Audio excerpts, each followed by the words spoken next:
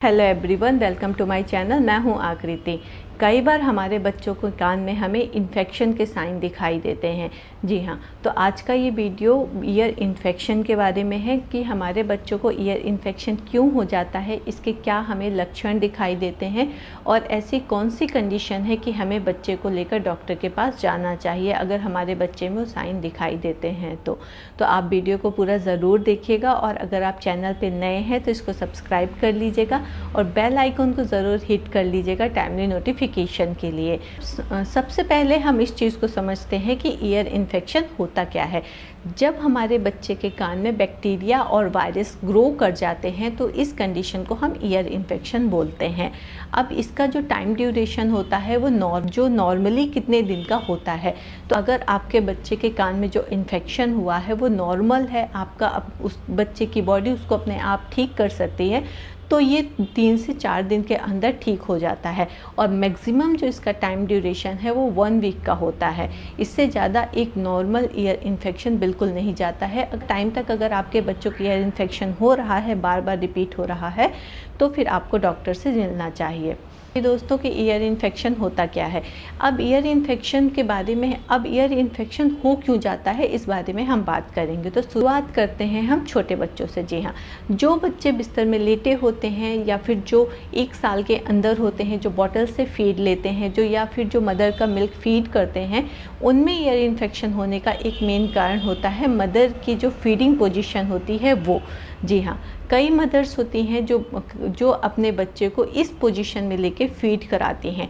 इस कंडीशन में क्या होता है कि बच्चे के मुंह से थोड़ा सा भी फीड निकलकर उसके कान में चला जाता है और एक बार एक लाइन बनने के बाद लगातार फीड वहाँ से जाता रहता है, मिल्क जाता रहेगा और वही मिल्क बच्चे के कान में जाकर बैक्टीरिया और वायरसेस की ग्रोथ के लिए रिस्पॉन्सिबल होगा और बच्चे के कान में ईयर इन्फेक्शन करवाएगा। ये तो छोटे बच्चों की बात हो गई कि मदर जैसे उनको जिस पोजीशन में फीड करा रही है उसकी वजह से उनके दूध जो है कान में चला गया हो और बच्चे को ईयर इन्फेक्शन हो गया हो। इसके साथ ही जो मदर इस पोजीशन के अलावा लेट कर हम फीड कराते, क्योंकि छोटे बच्चे होते हैं रात में कई बार जगते हैं और हम लोग मोस्टली लेट कर उनको फीड कराना प्रेफर करते हैं। इस कंडीशन में भी कई बार दूध जो होता है बच्चे के कान में चला जाता है और उसको ईयर इन्फेक्शन हो सकता है। अब हम बात करते हैं उन बच्चों की जो बॉटल से फीड लेते हैं।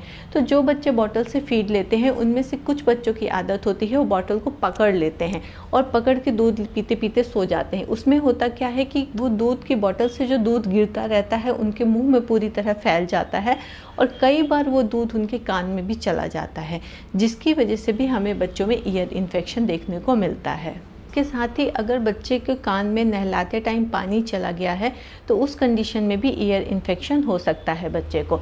इसके अलावा बच्चे जब पार्क में खेलते हैं, आउटडोर गेम्स खेलते हैं, तो कोई भी मिट्टी हो या कोई भी धूल हो, कोई भी सैंड का कोई पार्टिकल हो, वो उनके कान के अंदर चला गया हो, उसकी वजह से भी ईयर इन्फेक्शन बच्चों को हो जाता है।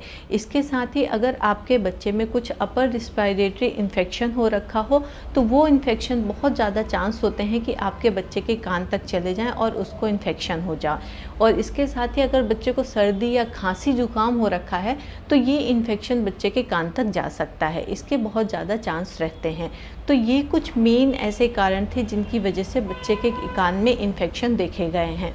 बात करते हैं कि ईयर इन्फेक्शन होने पे हमें बच्चे के शरीर में क्या क्या लक्षण दिखाई देंगे। तो जो छोटे बच्चे होते हैं जो बोल नहीं पाते हैं वो मोस्टली एक साइन शो करते हैं कि वो अपने हाथ को बार बार आप कान में लेके जाएंगे, आप उनके कानों को सहलाएंगे तो उनको काफ़ी रिलैक्स फील होगा और वो बार बार डिमांड करेंगे अपने कान में खुजली करने की। और जो बहुत ही छोटे बच्चे होते हैं अगर उनको किसी तरह का ईयर इन्फेक्शन हो गया है तो बहुत ज़्यादा रोते हैं। उनको कई बच्चों को ऐसा देखा गया है कि माइल्ड फीवर भी रहता है ईयर इन्फेक्शन के दौरान। और जो बड़े बच्चे होते हैं वो आपको पेन की कंप्लेन करेंगे और कुछ बच्चों के ईयर इन्फेक्शन में आप यहाँ पे नोटिस करेंगे कि उनके यहाँ पे स्वेलिंग है बहुत ज़्यादा और यहाँ पे टच करने पे आपको गांठ जैसा महसूस हो रहा है और वहाँ पे बच्चे कंटिन्यूसली पेन की कंप्लेन करते रहेंगे। कुछ बच्चों को ईयर इन्फेक्शन के दौरान खाना निगलने में तकलीफ़ होती है। इसके साथ ही बच्चों के कान में ईचिंग होती है, रेडनेस होती है और कई बच्चों के कान से पानी या फिर माबाद या फिर कभी कभी ब्लड भी हमें बाहर निकलता हुआ दिखाई देता है। के अलावा ईयर इन्फेक्शन के दौरान बच्चा प्रॉपर तरीके से सो नहीं पाते हैं और वो बहुत ज़्यादा इरिटेट रहते हैं। तो ये तो चीज़ें हो गई कि बच्चे के शरीर में हमें क्या क्या लक्षण दिखाई देंगे। अब हम बात करते हैं कि हमें अपने बच्चे को कब डॉक्टर के पास लेके जाना है। तो सबसे पहले अगर आपके बच्चे के कान में असहनीय दर्द हो रहा है, वो 2-3 दिन से कंटिन्यूसली कंप्लेन कर रहा है और वो आपको बता रहा है कि उसका जो दर्द है वो बढ़ता जा रहा है, और उसके साथ ही उसके कान में कि इस वाले पोर्शन में कहीं पे भी आपको स्वेलिंग दिखाई दे रही है, तो इस कंडीशन का मतलब ये है कि आपके बच्चे के कान में ईयर इन्फेक्शन ज़्यादा हो गया है, जो अपने आप ठीक नहीं हो पाएगा। इसलिए आपको किसी न किसी मेडिकेशन की ज़रूरत है, जिसके लिए आपको बच्चे को डॉक्टर के पास लेके जाना है। इसके अलावा बच्चे के कान में भी दर्द है, उसको वॉमिटिंग होने लग जाए, बच्चे को फीवर हो और उसके साथ ही उसके कान में पूरा रेडनेस हो गई हो, माबाद निकलने लग गया हो और ब्लड आने लग गया हो, या फिर आपको पानी जैसा निकलता हुआ दिखाई दे, तो ये कुछ ऐसी कंडीशन है कि आपको तुरंत ही डॉक्टर के पास जाना चाहिए। अब हम बात करते हैं कि सपोज़ आपके बच्चे के कान में आपको यहाँ पे स्वेलिंग दिखाई दी, या फिर बच्चा कंप्लेन कर रहा है, खुजली हो रही है, तो आपको कितने दिन घर में वेट करना है कि हमें बच्चे को डॉक्टर के पास नहीं लेके जाना है? लगभग इतने दिन।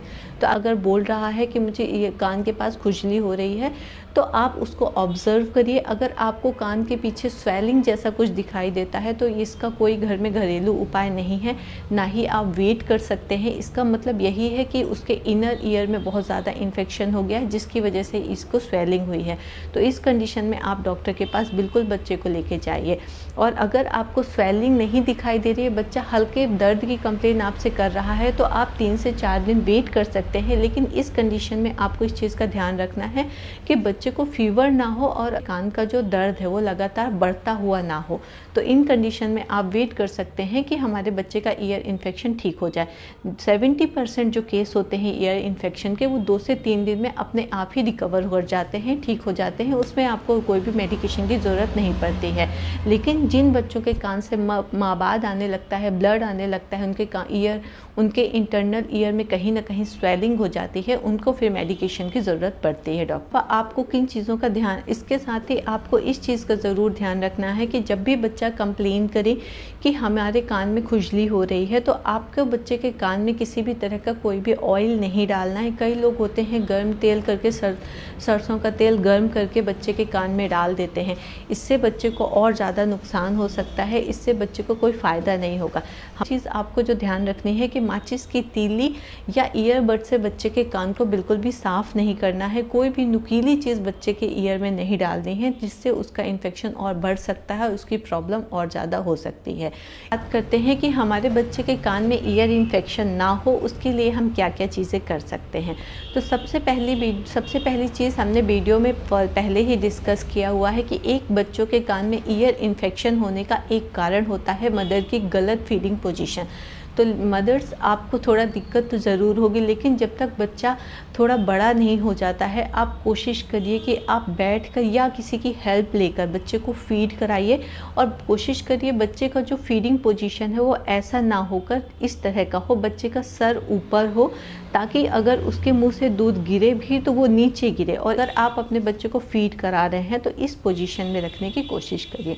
दूसरी चीज़ जो आपको ध्यान में रखनी है कि अगर आप बच्चे को अपने बॉटल ऑफ़र कर रहे हैं, तो आप वहीं पे रहिए। जब बच्चा सोने लग जाए तो आप बॉटल हटा लीजिए, ताकि उसका जो दूध है वो उसके कानों में या फिर उसके चेहरे पे इधर उधर ना फैले, जिससे भी उसको ईयर इन्फेक्शन होने के चांस कम होते हैं। साथ ही जब बच्चे नहाते हैं तो आप इस चीज़ का ध्यान रखिए कि बच्चे जो हैं वो बच्चों के कान में पानी ना जा पाए। और अगर गलती से चला भी गया है तो एक चीज़ होती है कि आप बच्चे को खड़ा कर लीजिए, और वो कान में आपको लग रहा है कि उसके पानी गया, जिधर वो कंप्लेन कर रहा है कि उसको कम सुनाई दे रहा है, कुछ अजीब सा फील हो रहा है, तो आप उसको खड़ा करके उस साइड झुका के उसकी गर्दन को जंप करने के लिए बोलिए। और उसके साथ ही उसके कान में इस वाले पोर्शन में आप ऐसे ऐसे हिला सकते हैं, जिससे होता क्या है कि बच्चे के कान का पानी निकल जाता है कई बार और बच्चे को आराम मिल जाता है। तो फ्रेंड, ईयर इन्फेक्शन एक है तो छोटी सी चीज़, लेकिन कई बार इसके सीरियस केसेस भी देखे गए हैं। इसलिए हमें एज अ पेरेंट्स प्रिकॉशन लेना बहुत ज़रूरी होता है और हमें ये भी पता होना ज़रूरी होता है कि कब हमें डॉक्टर के पास जाना है, कब हमारे बच्चों को बिल्कुल नीड है डॉक्टर की, ताकि हमारा ये जो इन्फेक्शन है वो बहुत ज़्यादा सीरियस ना हो पाए। तो उम्मीद करती हूँ इस छोटे से वीडियो में आपको दी गई जानकारी पसंद आई होगी, और अगर आपको अच्छी लगी है तो आप इसको लाइक, शेयर और सब्सक्राइब कर लीजिएगा चैनल को, और अपने फ्रेंड सर्कल और फैमिली मेम्बर्स के साथ इसको शेयर ज़रूर करिएगा ताकि पेरेंट्स की हेल्प कर पाए। मिलते हैं नेक्स्ट वीडियो में। Thank you so much for watching.